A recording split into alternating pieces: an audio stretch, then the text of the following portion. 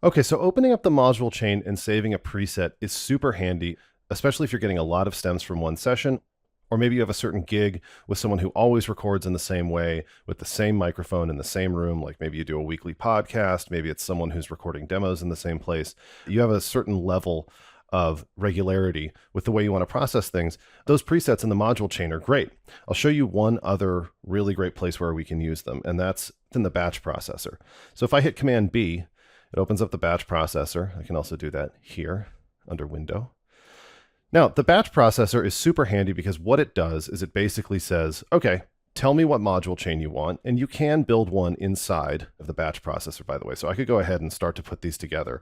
I find that to be very clunky, especially because we have the option to use the repair assistant when we're just looking at one file. Now, if I have a pop song that has 100 vocal layers, maybe I know that I want to do very similar, if not exactly the same processing to all of them.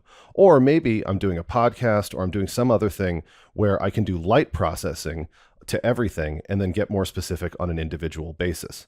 This is something that can save a lot of time because you can just let the batch processor cook and go vacuum your house or eat lunch or work in Pro Tools or whatever you want to do. So I'm going to go ahead back to my Finder here, and I can grab this vocal and I can grab that vocal.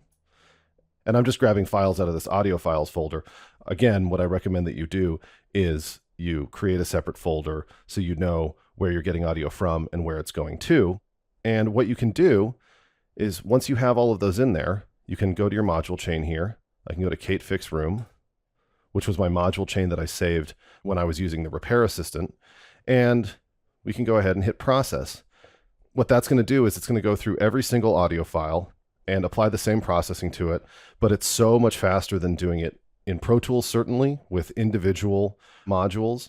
It's also faster than doing it in the Repair Assistant and with individual files open in tabs here in the RX window. The other thing that's definitely great about it is that the processing is just faster than the sum of its parts. So if you were to add up all the time it took to do things with Audio Suite, for example, it pales in comparison to the speed that we get when we're using batch processing in the standalone version. So over here on the output side, we can change the output location if we want, same as original. We can change the bit depth. We can add dither if we want. The other thing that we can do is we can prepend or we can append a character to it. So one thing that I like to do often is I will go ahead and prepend the @ symbol.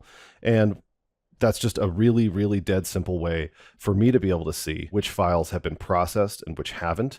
Again, if you create a separate folder and you've decided that you want to trick Pro Tools, you can just leave the name same as original. Don't add anything here. Go ahead and choose a new location. You can add a custom folder and put your audio there.